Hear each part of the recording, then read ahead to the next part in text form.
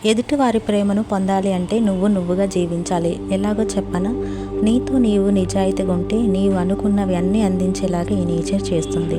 కోపం, ద్వేషం, రాగద్వేషాలతో జీవించుకుంటూ పోతూ ఉంటే ఏమీ పొందలేము. అలాంటిది ఎదుటివారి ప్రేమ ఎలా పొందుతాము చెప్పండి? లేదు కదా. ప్రేమ అనేది న్యాచురల్.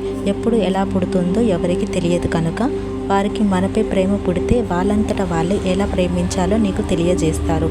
అందుకని నిన్ను నువ్వు యాక్సెప్ట్ చేయాలి. చిరునవ్వుతో బ్రతుకుతూ ఎంత ఎదిగినా ఒదిగి ఉండాలి.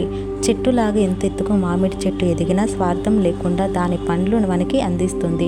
తీయని పండ్లని ఇచ్చేలాగా దాని ప్రేమ ఉంటుంది. ఇవ్వటమే తెలుసు కానీ తీసుకోవటం తెలియదు. మన గుణం కూడా కొన్నిసార్లు అలాగే ఉండాలి. ఒకరికి పెట్టేలాగా ఉండాలి కానీ ఒకరి నుంచి తీసుకునేలాగా ఉండకూడదు.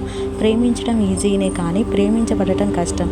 ఒకరి ప్రేమని పొందాలంటే యుద్ధాలు చేయనవసరం లేదు. నిజాయితీగా నీతో నీవు ఉంటే, నలుగురికి 4 మంచి మాటలు, నలుగురికి సహాయం చేసే మంచి తత్వం నీలో ఉంటే నీకు అంతా మంచి జరుగుతుంది.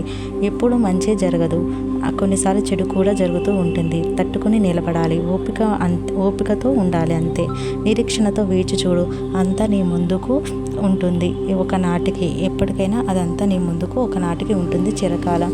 ఎదుటివారి ప్రేమ పొందాలంటే ముందు నిన్ను నువ్వు ప్రేమించుకోవాలి. నీ ప్రేమ ఏంటో నువ్వు తెలుసుకోవాలి. నువ్వు ఎదుటి వాళ్ళకి ఏమి ఇస్తావో అదే నీకు తిరిగి వస్తుంది. కనుక మనం ప్రేమ అనేది ముందు మనం పంచిస్తే అది మనకి ఏనాటికైనా అది మంచి జరుగుతుంది. ఇంకొకటి ఏంటంటే, అలా అని ఎదుటి వాళ్ళందరూ మనం ప్రేమించాలంటే కొందరు స్వార్థపరులు కూడా ఉంటారు. నవ్వుతో మోసం చేసేవాళ్ళు ఇంకొందరు ఉంటారు. కాబట్టి అది జాగ్రత్తగా గమనించి మనం ముందుకు అడుగు వేయాలి.